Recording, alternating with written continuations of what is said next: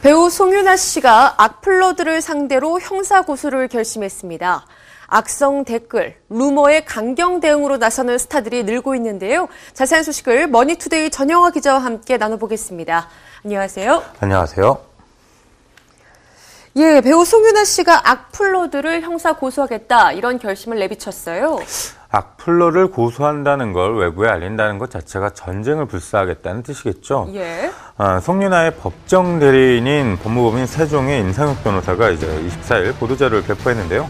송윤아가 부부와 결혼과 관련해 허위사실과 악성 댓글을 하는 사람들을 상대로 형사소송을 한다는 것입니다.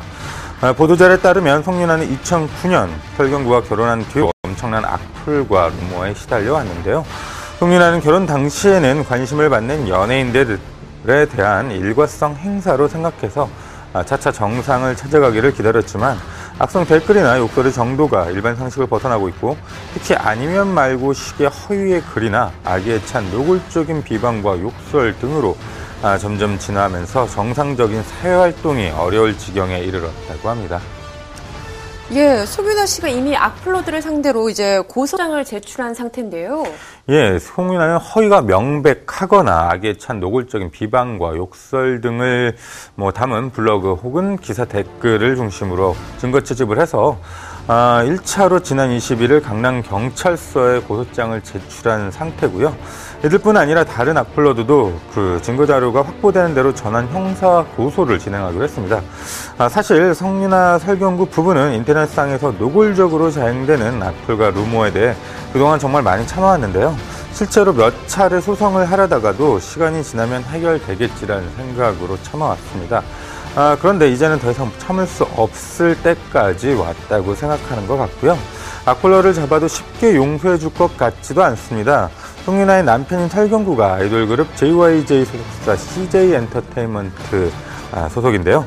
이것은 루머 관련해서 소송 경험이 많습니다. JYJ 멤버 김재중도 루머 관련해서 법원 판결이 나오기도 했었죠. 예, 말씀하신 것처럼요. 이 김재중 씨를 비방한 악플러 벌금형에 처해졌는데요. 예, 통상 악플로 기소를 당할 경우에는 이제 벌금형에 처해지는 경우가 많은데요. 벌금형이라고 별거 아니라고 생각하실지도 모르겠습니다만 입시나 취업 또 직장 생활을 하고 있는 사람들에게 악플로 벌금형을 선고받았다는 건 적잖은 피해를 받을 수 있습니다. 네.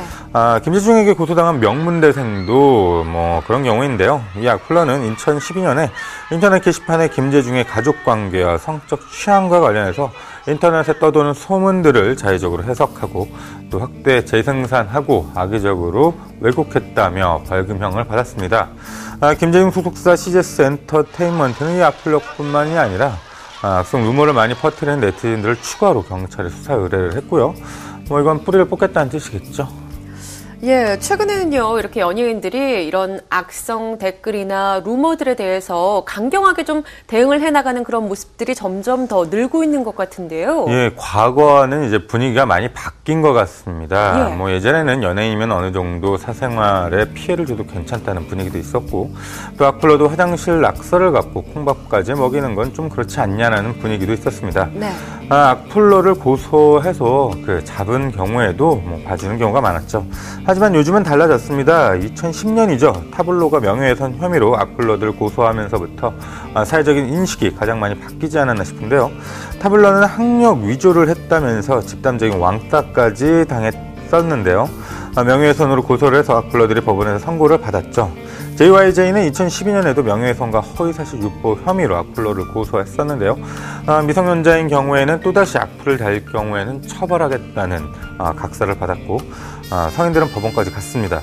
원더걸스의 소희는 음란한 댓글을 달고 악플을 터뜨리는 사람들을 고발해서 구속까지 갔었습니다. 예, 특히 지난해를 좀 돌이켜보면요. 연예인들이 이런 사건들에 대해서 강경하게 좀 대응을 했던 것 같아요.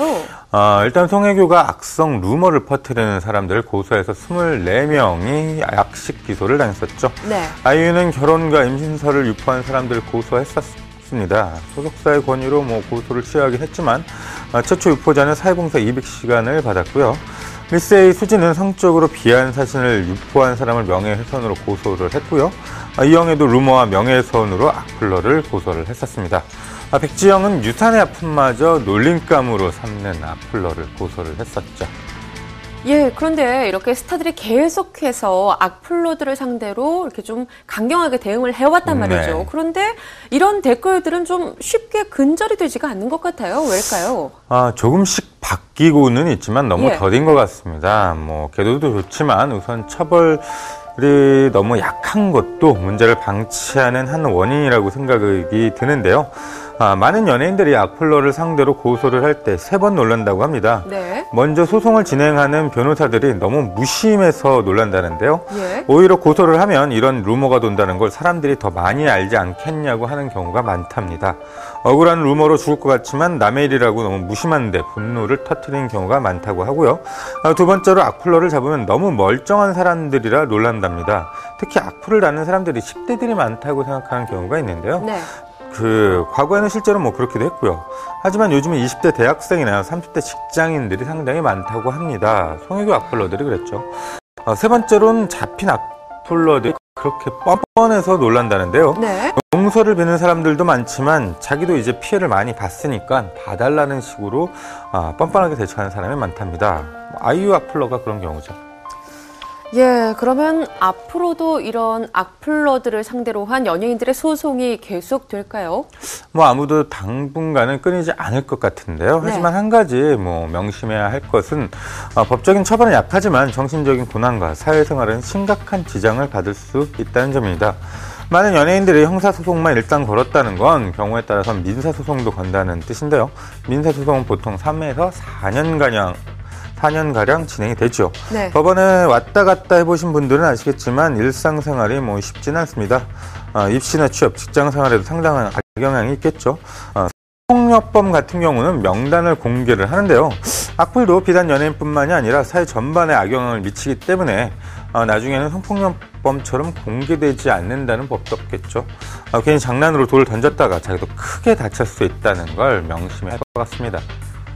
네, 스타들이 대중에게 기쁨을 주는 사람인 것은 맞습니다. 하지만 이것이 곧 이 대중의 부정적인 감정을 막 쏟아내도 되는 대상이 돼도 괜찮다는 뜻은 아니죠. 악성 댓글, 루머를 퍼뜨리는 사람들에게 경종을 울릴 수 있는 계기가 되길 바랍니다. 오늘 이야기 여기서 줄이겠습니다. 지금까지 머니투데이 전동환 기자와 함께했습니다. 고맙습니다. 감사합니다.